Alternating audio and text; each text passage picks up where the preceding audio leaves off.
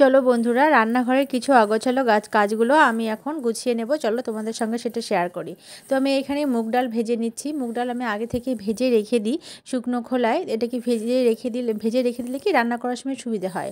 এদিকে গুড়, এখানে আমি চকি গুড় নিয়েছিলাম। এখন নতুন চকি গুড় ওঠে, শীতের সময় খুব ভালো পাওয়া যায়।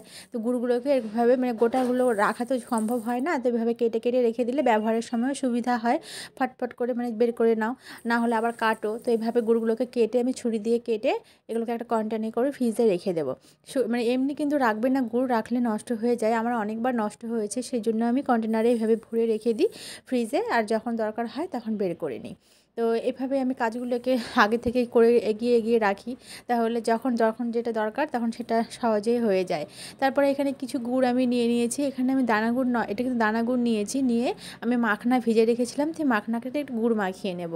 উপরে একটু তিলও দিয়ে দেবো, এটা আমার ভাজা তিল আছে। তো আমি এই যে গুড়টাকে একদম চটচটে করে নেব। একটু গরম ঠান্ডা জলে দিয়ে দেখে নেব, গুড়টা যদি মট করে ভেঙে যায় তাহলে আমার হয়ে গেছে।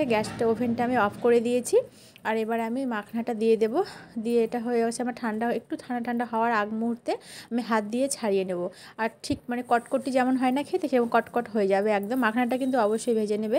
তো এইভাবে আমি হাত দিয়ে ছাড়িয়ে বয়মে ভরে রাখবো, কারণ এমনি শুকনো মাখনা না খেতে চায় না। আর এইভাবে বয়মে ভরে রাখলে যখন তখন বাচ্চারা খায়। আমারও খেতে ভালো লাগে না, যেহেতু গুড় দিয়ে রাখলে একটু খাই।